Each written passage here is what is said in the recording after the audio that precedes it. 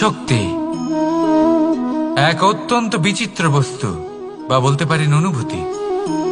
পিতা সবসময় চান যেন তিনি তার শক্তি পুত্রকে সঁপে দিতে পারেন, যাতে সে শক্তিশালী হয়, যাতে তার মঙ্গল হয়। তার পুত্র সবসময় চায় যাতে সে পিতার সেই শক্তি লাভ করে, কিন্তু সেই শক্তি লাভ করার জন্য পুত্র হওয়া যথেষ্ট নয়, যোগ্য পাত্র হতে হয়। আসুন আপনাকে সহজে বোঝাই। যদি আপনি সুপাত্র হন আর আপনাকে শক্তি দেওয়া হয়, তাহলে আপনি সেই শক্তির গুরুত্ব বুঝবেন, কোথায় সেই শক্তি প্রয়োগ করা উচিত সেটা বুঝবেন। আর এটা যেহেতু অর্জন করা শক্তি হবে, সেই শক্তির অপব্যবহার হবে না।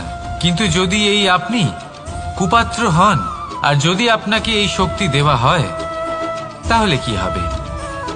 দেখতে গেলে এই শক্তি আপনি দান হিসেবে পেয়েছেন, তাই না আপনি এই শক্তির গুরুত্ব বুঝবেন আর না এর প্রয়োগ আপনি জানবেন। তার অপব্যবহার হওয়া সুনিশ্চিত। তাই যদি আপনি কোনো শক্তি অর্জন করতে চান, তাহলে আগে তার যোগ্য হয়ে উঠুন। পুত্র নয়, পাত্র হয়ে উঠুন। আর আমার সাথে ভালোবেসে বলুন, রাধা রাধা।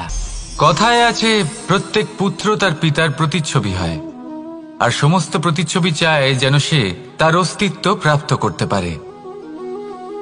পুত্র চায় সে যেন তার পিতার মতো হয়, বা কখনো কখনো তার থেকেও শ্রেষ্ঠ হয়।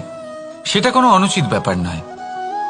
অনুচিত তখন হয় যখন পুত্র নিজের পিতার মতো হবার স্বপ্ন পূরণ করতে গিয়ে বা তার থেকেও শ্রেষ্ঠ হওয়ার স্বপ্ন পূরণে অনুচিত পথের আশ্রয় নেয়। কারণ তারপরে সে তার পিতার গুণগুলি আত্মসাৎ করতে চায় না। সে শুধুই এটা চায় যে সংসারের চোখে যেন আমি শ্রেষ্ঠ প্রমাণিত হই। এটা অনুচিত।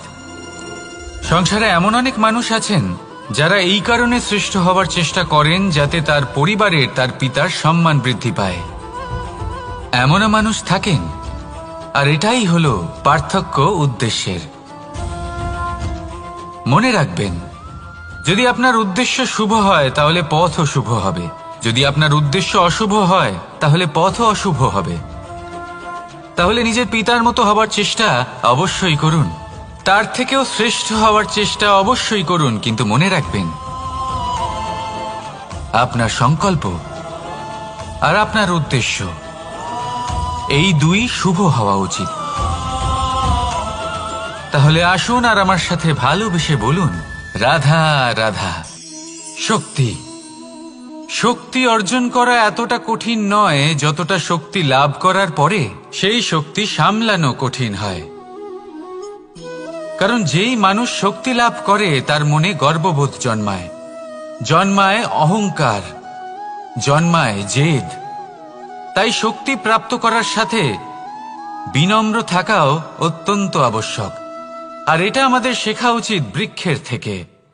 বৃক্ষ যা আমাদের ফল দেয়, বৃক্ষ যা যত ফল দেয় ততটাই ঝুঁকে যায়। আমরা পাথর মারি ওই বৃক্ষের থেকে ফল প্রাপ্ত করার জন্য। সেই পাথরের মার সহ্য করেও বৃক্ষ আমাদের ফল দেয়।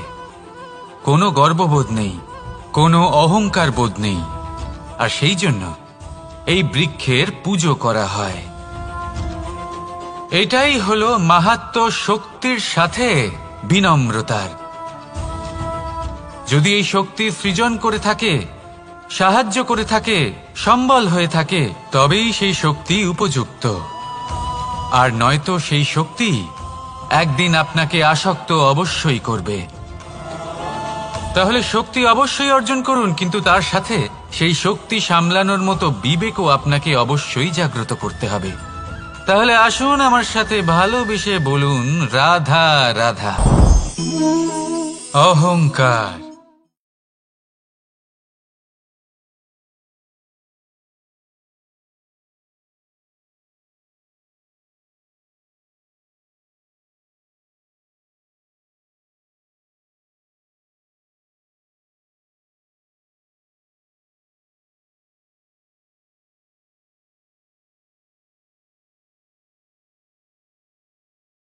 পতনের আরম্ভ, ঠিক কিনা? দেখুন, যদি কোনো মানুষ এটা ভাবে যে আমি সব কিছু করতে পারি, তাহলে তা হলো বিশ্বাস। কিন্তু যদি সে এটা ভাবতে থাকে যে শুধুমাত্র আমি এই কাজ করতে পারি, তাহলে তা হলো সেই ব্যক্তির অহংকার, আর এটা আপনাকে বিনাশের দিকে অবশ্যই নিয়ে যাবে। মনে রাখবেন, যখন আমি আর শুধুমাত্র এই দুই এক হয়ে যায়, সেখান থেকে আপনার পতনের সূত্রপাত হবেই। তাই আপনি কখনোই এই অহংকারের চক্রব্যূহে ফেঁসে যাবেন না। বিশ্বাস রাখুন নিজের ওপর এবং অন্যের ওপরও, আর মনে রাখবেন বিশ্বাসের মধ্যে বিশ্বের প্রত্যেকটা বস্তু বসবাস করে। তাই এই অহংকারকে ত্যাগ করে ফেলুন আর আত্মবিশ্বাসের ওপর মনোসংযোগ করুন, আর আমার সাথে ভালোবেসে বলুন, রাধা রাধা। মানুষ নিজের জীবনে ঈশ্বরকে খুব মান্য করে, ওনার জন্য কি না করে। ভিন্ন ভিন্ন নামে তাকে স্মরণ করে, তাকে পুজো করে, তার আরাধনা করে। সে জানে যে ঈশ্বর তাকে শক্তি অবশ্যই দেবেন, তাকে সাহায্য অবশ্যই করবেন। কিন্তু যখন প্রশ্ন আসে গুরু এবং ঈশ্বরের, তখন গুরুর মান কখনো কম হওয়া উচিত নয়। কারণ সত্যি বলতে কি, গুরুই হলেন সেই সিঁড়ি যা বেয়ে আপনি ঈশ্বরের কাছে পৌঁছানোর পথ খুঁজে পাবেন। সেই পথ আপনি গুরুর থেকেই পাবেন। গুরু না থাকলে আপনি কখনো ঈশ্বর লাভ করতেই পারবেন না। আর জীবনে অনেক সময় লক্ষ্যের থেকেও অনেক বেশি গুরুত্বপূর্ণ হলো পথ। তাই এই পথের সম্মান করতে শিখুন, অর্থাৎ গুরুকে সম্মান করতে শিখুন, কারণ গুরুই হলেন পরমেশ্বর। তাহলে আসুন আর আমার সাথে ভালোবেসে বলুন, রাধা রাধা। আপনার জীবনে আপনার প্রকৃত বন্ধু আসলে কে? আপনার সব থেকে শ্রেষ্ঠ মিত্র আসলে কে? তিনি যিনি সময় এলে পরে আপনাকে সাহায্য করেন, নাকি তিনি যিনি সময় এলে পরে আপনাকে অর্থ দেন? দেখুন, আমরা হলাম মানুষ, আমাদের জীবনে লেনদেন চলতেই থাকে। এটা আমাদের জীবনের অভিন্ন অংশ। কিন্তু অনেক সময় এমন হয় যে আমরা তাকেই নিজের প্রকৃত বন্ধু বলে মনে করি, যিনি আমাদের একটা বহুমূল্য উপহার।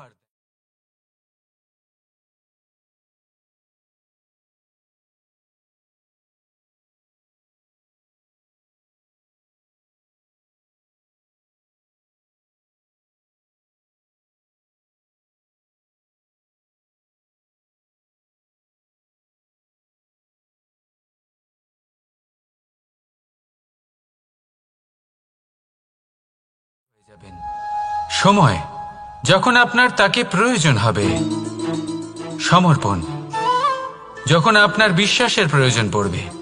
যে মানুষ আপনার প্রতি এই 3 গুণ প্রদর্শন করেন, যিনি আপনার কঠিন সময়ে আপনাকে অবশ্যই সঙ্গ দেবেন, যখন আপনার প্রয়োজন পড়বে আপনাকে অবশ্যই সময় দেবেন, আপনার প্রতি সম্পূর্ণ সমর্পিত থাকবেন, সেই হলো আপনার আসল মিত্র, সেই হলো আপনার প্রকৃত বন্ধু। কারণ সত্যি বললে, বন্ধুত্বের অর্থই হলো নিজেকে সম্পূর্ণরূপে কারোর কাছে সমর্পণ করে দেওয়া।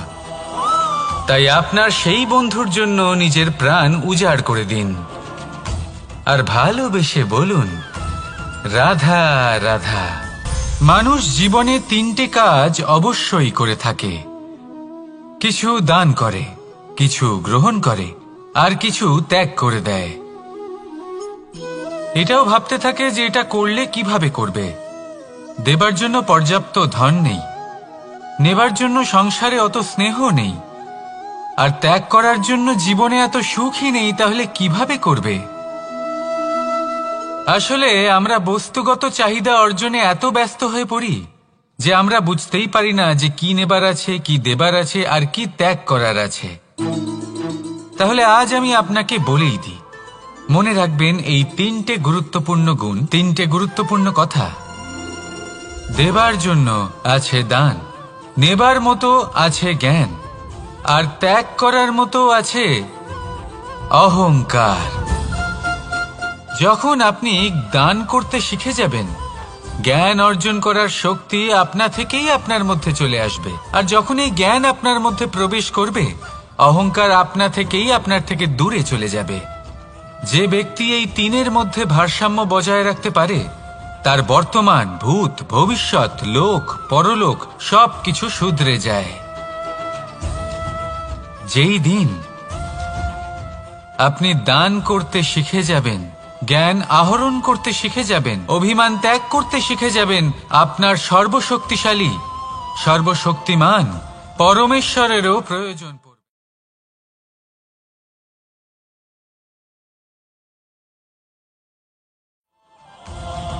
তাহলে আসুন আর আমার সাথে ভালোবেসে বলুন, রাধা রাধা।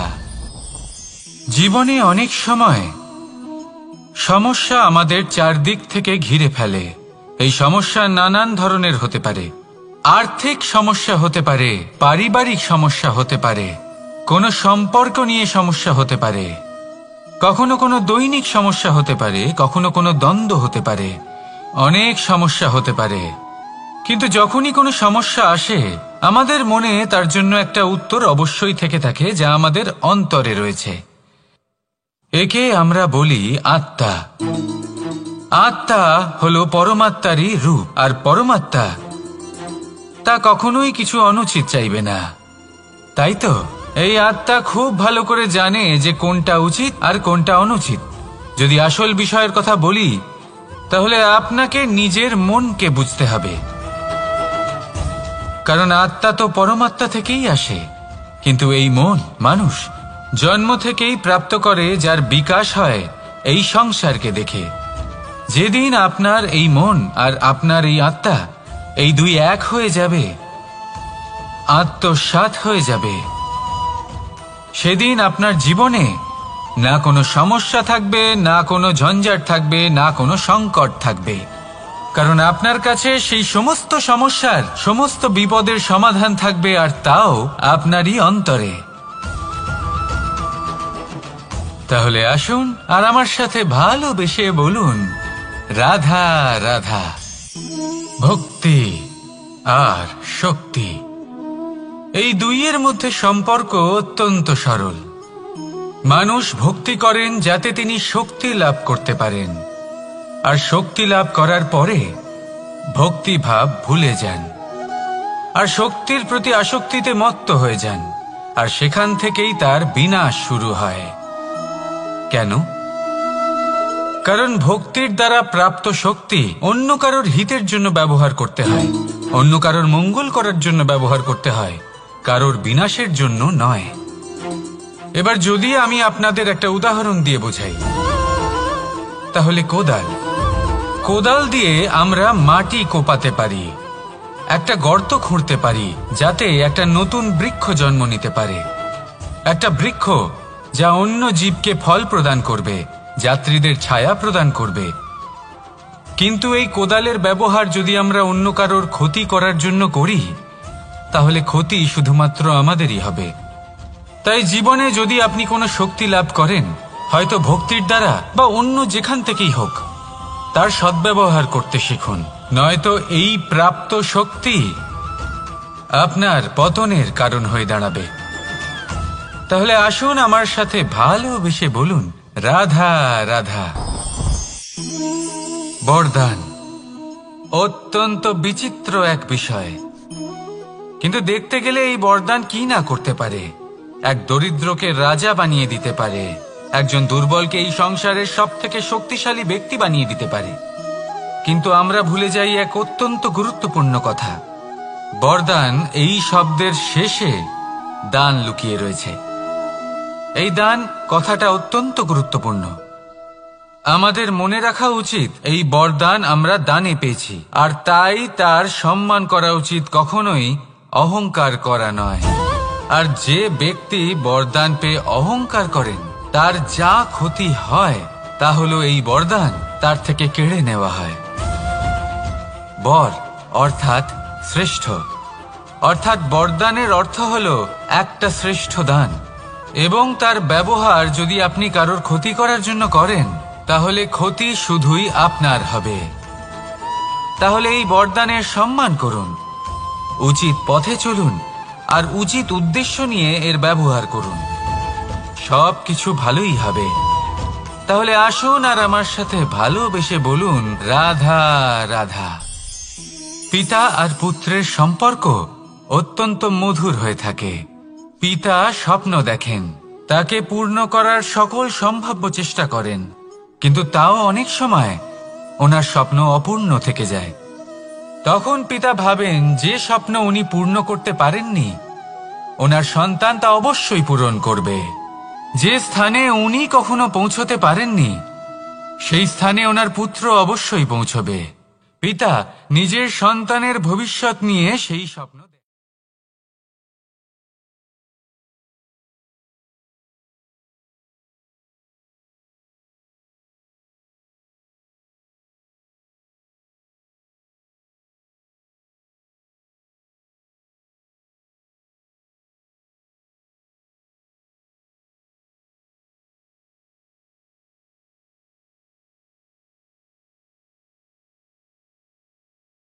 এটা মনে রাখতে হবে। দেখুন, পুত্র হবার সুবাদে, এক সন্তান হবার সুবাদে এটা হলো আপনার অধিকার যে আপনি আপনার পিতার থেকে বেশি উন্নতি করবেন। আপনার পিতাও এটাই চান, কিন্তু সুস্থভাবে এটা করুন। একটা রেখা টেনে নিন যাতে আপনি তাতে এগোতে পারেন আর আপনার পিতার তাতে গর্ববোধ হয়, আর সেই বিষয়ে দুঃখ না হয় যে আমার সন্তান আমাকেই ছোট করার চেষ্টা করছে। ইতিহাস সাক্ষী রয়েছে, যে মানুষ অন্য কাউকে ছোট করার চেষ্টা করেছেন সেই মানুষই ছোট হয়ে গেছেন। আর আমার মনে হয় না আপনি এটা চান, কারণ কোনো একদিন আপনিও কারোর পিতা হবেন। আসুন আমার সাথে ভালোবেসে বলুন, রাধা রাধা। সাথী। সাথী এই শব্দটির ব্যাখ্যা কে কিভাবে করে? মিত্র, সখা, বন্ধু, কিন্তু অর্থ একটাই। তিনি যিনি আপনার সঙ্গী হন আর তিনি যার সাথী আপনি হন। এবার সব থেকে বড় প্রশ্ন হলো এটাই যে তিনি কে হতে পারেন যাকে আপনি আপনার সাথী বলে মেনে নিতে পারেন, নিজের সখা, নিজের মিত্র, নিজের বন্ধু মেনে নিতে পারেন। আপনার সাথী হলেন তিনি যিনি দুঃখের সময় আপনার পাশে থাকবেন, আপনার হাত ধরে থাকবেন। আপনার সাথী হলেন তিনি যার হাত আপনি নিজের সুখের দিনে ধরে থাকবেন। সেই সাথীরই হাত ধরুন যিনি দুঃখে সবসময় আপনাকে সাহায্য করার জন্য তৎপর হয়ে থাকেন, আপনার পাশে থাকেন, আর যাকে সুখের দিনে আপনি আপনার সাথে রাখতে পারেন। আর যখন আপনার সাথে আপনার এই সাথী থাকবে, তখন আপনি এটা বুঝবেন যে যখন জীবনে দুঃখ আসে তখন এই দুঃখ কমে যায়, সবার মধ্যে ভাগ হয়ে যায়। আর যদি তখন সুখ আসে তাহলে সেটা সবার উপস্থিতিতে আরো বেড়ে যায়। এটাই হলো প্রেম, এটাই হলো ভালোবাসা, এটাই হলো সঙ্গ। যেমন সম্পর্ক আমার আর রাধার মাঝে। তাহলে আসুন আর আমার সাথে ভালোবেসে বলুন, রাধা রাধা। আমাদের মনে যখন কোনো প্রশ্ন ওঠে, কোনো দ্বন্দ্ব জাগে, তখন আমরা যাই আমাদের গুরুর কাছে, আমাদের আরাধ্যের কাছে গিয়ে জিজ্ঞেস করি। এইভাবেই একদিন আমি পৌঁছলাম আমার আরাধ্যের কাছে, আমার মহাদেবের কাছে, আর ওনাকে প্রশ্ন করলাম যে মহাদেব, জীবনে আনন্দ পাওয়ার, উৎসব পালনের, প্রেম ভাগ করে নেবার, জীবনকে উপভোগ করে নেওয়ার সর্বশ্রেষ্ঠ সময় কোনটা? মহাদেব হাসলেন আর উনি বললেন, জীবনে উৎসব পালনের সব থেকে শ্রেষ্ঠ দিন হলো মৃত্যুর ঠিক আগের দিনটা। প্রেম ভাগ করে নেওয়ার সব থেকে শ্রেষ্ঠ মুহূর্ত হলো মৃত্যুর ঠিক আগের মুহূর্ত। জীবনকে উপভোগ করে নেওয়ার সর্বশ্রেষ্ঠ প্রহর হলো মৃত্যুর এক প্রহর পূর্বে। তখন আমি চমকে গেলাম। আমি বললাম, কিন্তু মহাদেব, মৃত্যু তো অনিশ্চিত, আমরা জানিও না কবে আমাদের মৃত্যু হবে। মহাদেব আবার হাসলেন।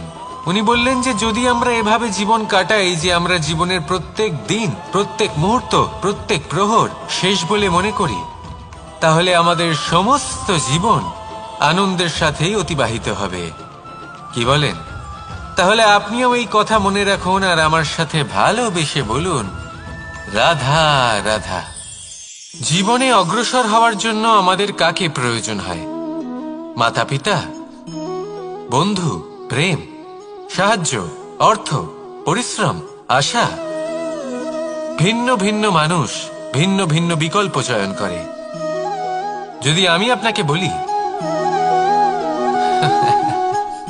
তাহলে জয় আর পরাজয়ের মন্ত্র দুটো শব্দের উপর নির্ভর করে, মেনে নেওয়া আর দৃঢ় হওয়া। যদি মেনে নেন তাহলে হেরে যাবেন, যদি দৃঢ় হন তাহলে নিশ্চিত রূপে জয়ী হবেন। যদি কখনো আপনি ক্লান্ত হয়ে ওঠেন, আপনি দুঃখী হন, পুরোপুরি ভেঙে পড়েছেন, তখন মেনে নেবেন না যে আপনি ভেঙে পড়েছেন, নয়তো হেরে যাবেন। তখন উল্টে স্থির করবেন যে যাই হয়ে যাক না কেন আমি জয়ী হবই। আর আপনি দেখবেন যে জয় নিশ্চিত রূপে আপনার কাছেই আসবে। তাহলে এই কথা মনে রাখবেন আর আমার সাথে ভালোবেসে বলবেন, রাধা রাধা। সময়, জীবন, কাল। দেখতে গেলে এই তিনটি শব্দ একটি শব্দেরই সমার্থক শব্দ মনে হয়, কিন্তু এই শব্দগুলির অর্থ কি সমান? কখনোই নয়। হ্যাঁ, এই সময় চলতে থাকে, জীবন চলতে থাকে, কালচক্র চলতে থাকে। এই সময় কেটে যায়, কিন্তু এই জীবন একে যাপন করতে হয়। কি বলেন? এই জীবনে কিছু করুন বা কিছু না করুন, জীবন এমনি কেটে যাবে, আপনি জানতেও পারবেন না। কিন্তু সেটা আমাদের উদ্দেশ্য নয়, একে যাপন করতে হবে। এই জীবনে প্রেরণা পেতে শিখুন, প্রেরণা দিতে শিখুন, আহ্বান গ্রহণ করতে শিখুন, আহ্বান জানাতে শিখুন, মহান কাজ করতে শিখুন, ধন্যাত্মক বোধ জাগিয়ে তুলুন। জীবন অতিবাহিত করার অর্থ কি তা আপনি শিখে যাবেন। কারণ সময় কেটে যায়, সমস্ত যুগ কেটে যায়, কিন্তু জীবনের রীতি জীবন কাটিয়ে দেওয়া নয়, জীবন যাপন করা। এই জীবন সম্পূর্ণরূপে অনুভব করতে হবে, নতুন পথ বানাতে হবে। এবারে যদি এই জীবন বাঁচার সময় একবার ভেবে দেখুন, যদি মনে প্রেম থাকে, সদ্ভাবনা থাকে, তাহলে কি হবে? এই জীবনকে বাঁচার অনুভূতিটাই অন্যরকম হয়ে যাবে, একটা আনন্দময় অনুভূতি লাভ করবেন। তাহলে এটাই করুন আর আমার সাথে ভালোবেসে বলুন, রাধা রাধা। আপনি কি কখনো কোনো জলের ধারা দেখেছেন? তার সামনে যতই মাটি থাকুক না কেন, যতই কাদা থাকুক না কেন, যখন এই জলের ধারা বইতে আরম্ভ করে দেয়, তখন এই কাদাকে নিজেই ধুয়ে নিয়ে যায়। ওই কাদাকে ধুয়ে দেয় এবং নিজের পথ নিজেই তৈরি করে নেয়। তাহলে আপনিও এরকম জলের মতো হয়ে উঠুন।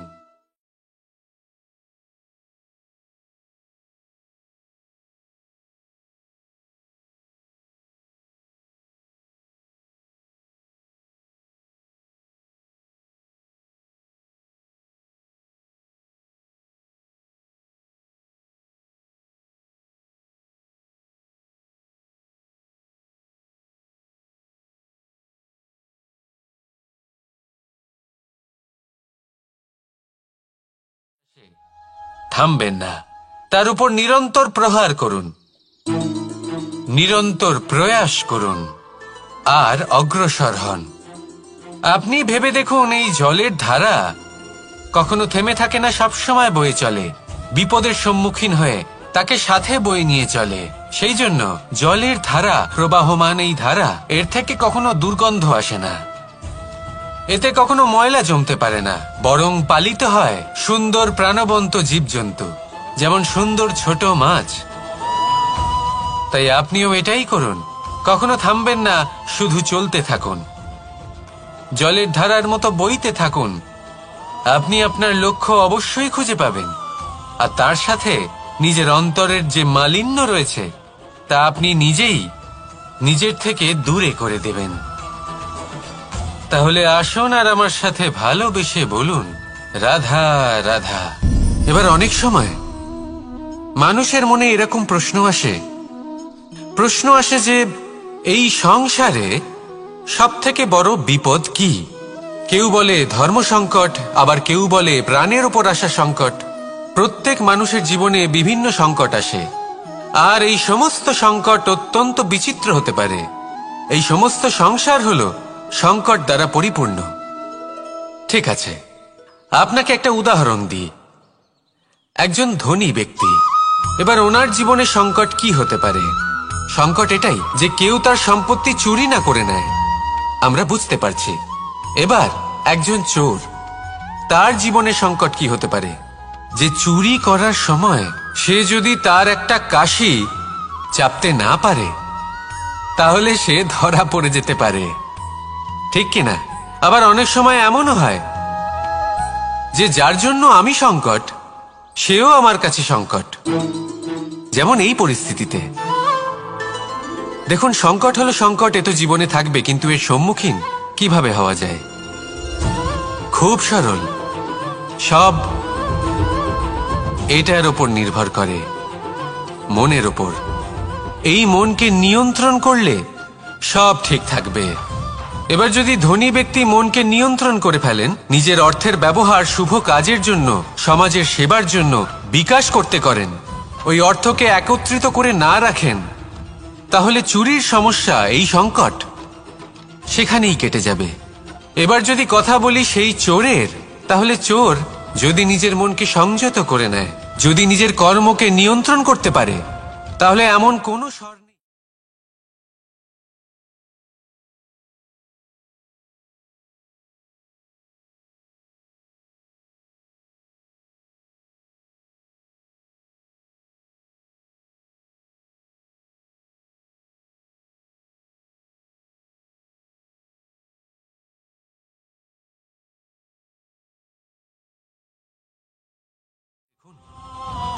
যদি আপনি করতে পারেন, তবে আপনি দেখবেন যে সংকট তো জীবনে আসা যাওয়া করে, কিন্তু সেই সংকটগুলির সম্মুখীন আপনি এইভাবে করতে পারবেন।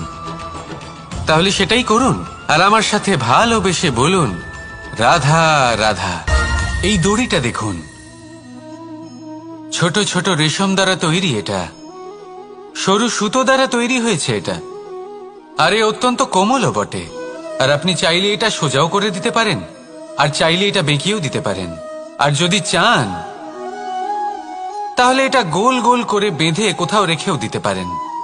এবার এই কোমল দড়ি যদি কোনো নিষ্ঠুর কঠিন পাথরে বারংবার জড়িয়ে দেওয়া হয়, তাহলেও তাকেও কাটতে পারে, নিজের ছাপ ছেড়ে যেতে পারে, সেটার আকারও বদলে ফেলতে পারে। এবার এর কারণ কি? এর কারণ হলো অভ্যাস আর নিরন্তর প্রচেষ্টা। যদি আপনিও চেষ্টা করেন আর নিরন্তর কর্ম করে যান, তাহলে আপনার প্রারব্ধ পাথরের মতো কঠিনই হোক না কেন, তাতে ভাঙন ধরিয়েও আপনি নিজের লক্ষ্যে অবশ্যই পৌঁছতে পারবেন। একটা গুরুত্বপূর্ণ কথা মনে রাখবেন, সুকর্মের অভ্যাস আর নিরন্তর প্রয়াস, এই হলো সাফল্যের মন্ত্র। তাহলে জীবনে এই মন্ত্র আনুন, আর আমার সাথে ভালোবেসে বলুন, রাধা রাধা। বসন্ত ঋতু, এই সময় মন আনন্দে ভরে থাকে, এমন মনে হয় যেন আমরা আকাশে বিচরণ করতে চলে যাই, কিন্তু সেটা তো সম্ভব নয়। সেই জন্য হয়তো আমরা ঘুড়ি ওড়াই, এই ঘুড়িকে নিজেদের প্রতিরূপ মনে করে। এবার অনেক মানুষ আছেন যারা ঘুড়ি ওড়ান, কিন্তু এই কর্মের সারমর্ম কি সেটা কজন বুঝতে পারেন? আপনি এটা মনে করুন যে আপনি হলেন সেই ঘুড়ি, আর এই সুতো যিনি ধরে রয়েছেন তিনি হলেন পরমাত্মা। আর এই সুতো যেখান থেকে শুরু হয়, সেই লাটাই হলো আমাদের কর্মচক্র। এবার আপনি নিজেই অনুমান করুন যে এই উড়ান কার ওপর নির্ভরশীল? পরমাত্মার ওপর আর আপনার কর্মের ওপর। যদি পরমাত্মা আপনার হাত ধরে থাকেন, আপনার সাথে থাকেন, যদি আপনি শুভ কর্ম করতে থাকেন, আপনি এই আকাশে উড়তে থাকবেন। কিন্তু কোথাও কোথাও যদি পরমাত্মার সাথে এই বন্ধন ছিন্ন হয়, আপনার কর্মচক্র খারাপ হয়ে যায় বা থেমে যায়, তাহলে আপনার এই ঘুড়ি কেটে যাবে আর দূরে কোনো গাছের ডালে গিয়ে আটকে যাবে।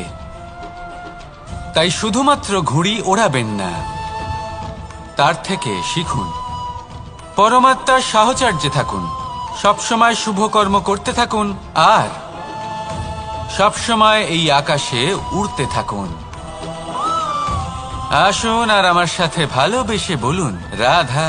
সূর্যের মনে হয় যে তার থেকে বেশি তেজস্বী আর উজ্জ্বল কেউ নেই, তাই তার এই অহংকার ভঙ্গ করার জন্য মেঘ চলে আসে।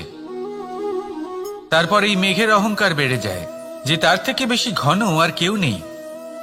তারপরে বাতাসের একটা প্রবল দমক আসে আর মেঘেদের ছিন্ন ভিন্ন করে দিয়ে চলে যায়। তখন বায়ুর অহংকার বেড়ে যায়, আরো ভাবে যে তার থেকে বেশি শক্তিশালী আর কেউ নেই।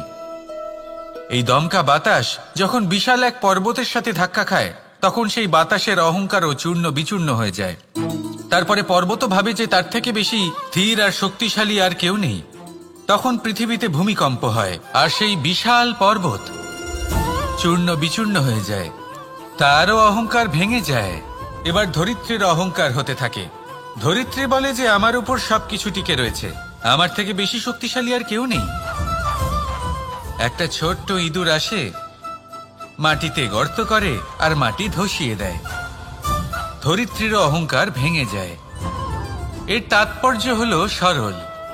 এই সংসারে অহংকার কখনো স্থির থাকে না, এই অহংকার ভাঙবেই।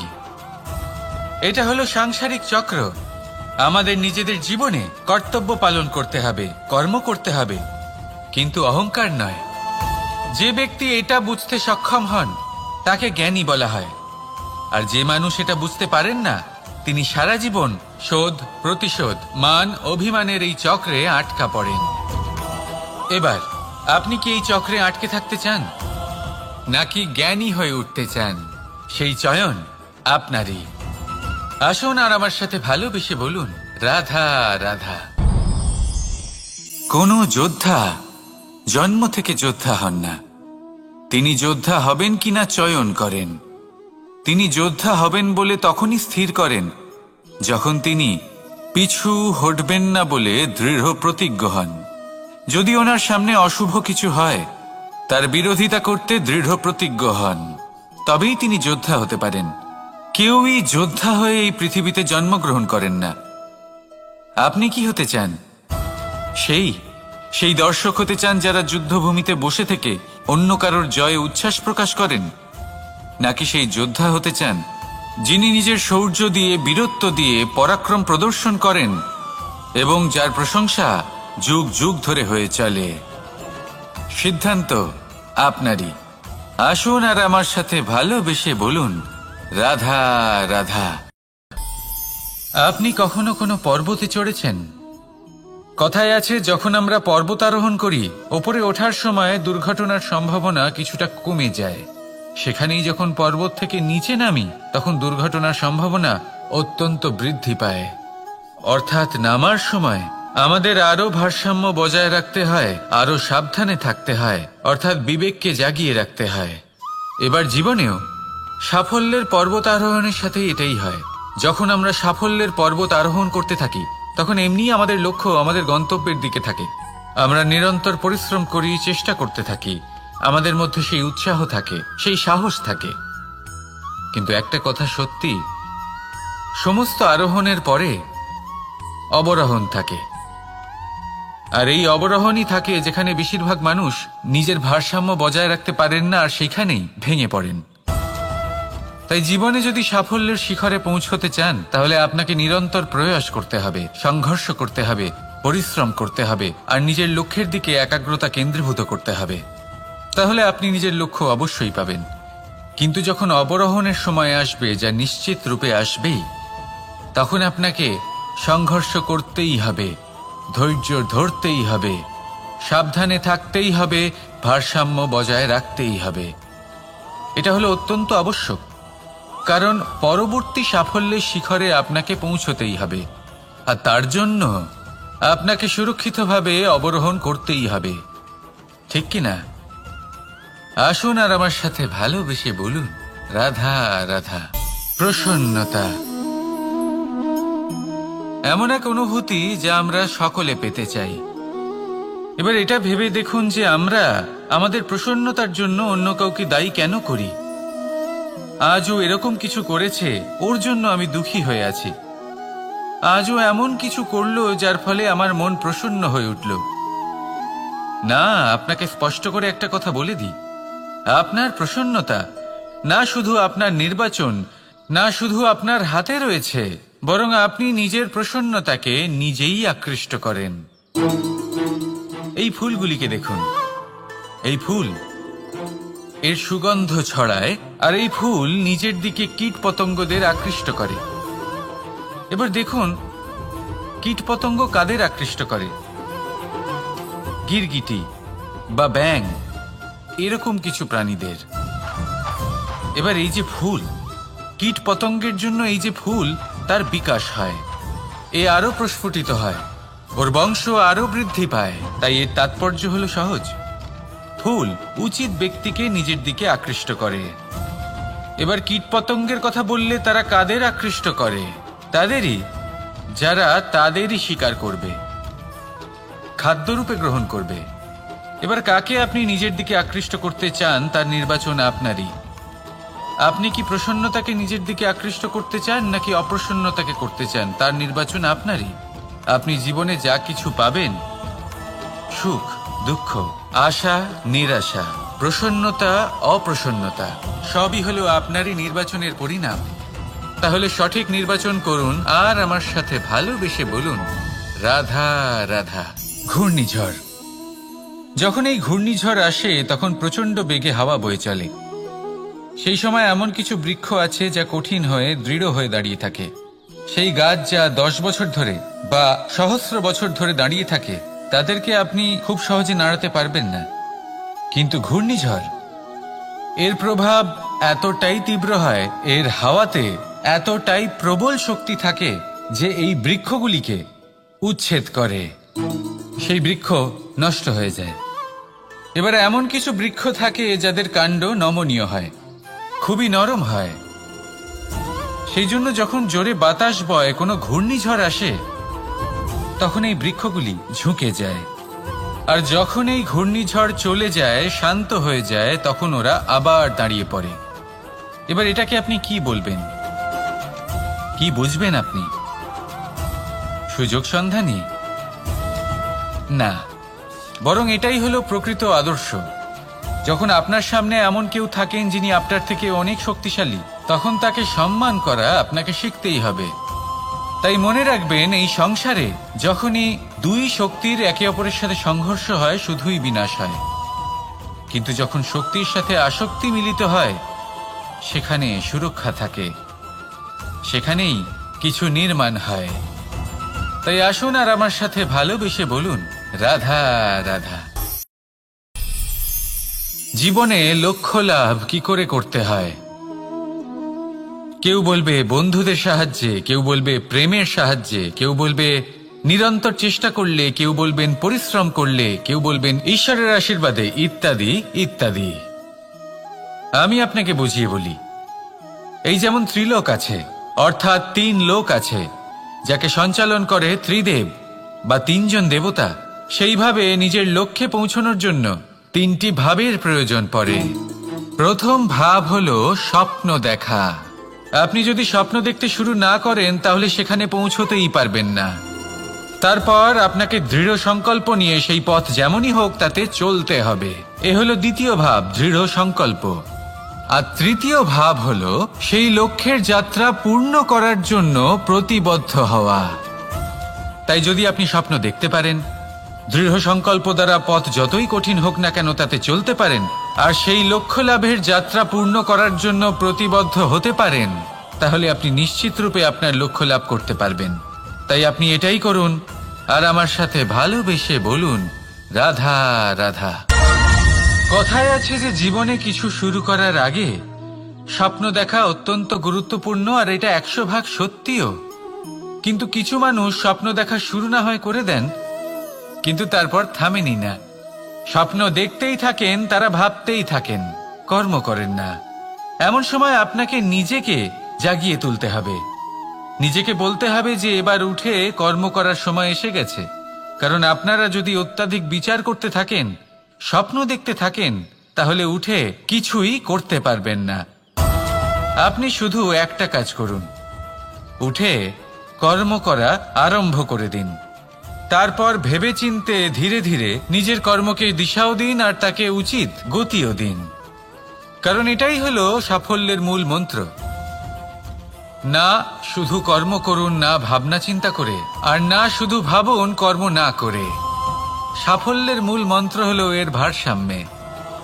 তাহলে এটাই করুন, সাফল্যকে লাভ করুন, আর আমার সাথে ভালোবেসে বলুন রাধা রাধা।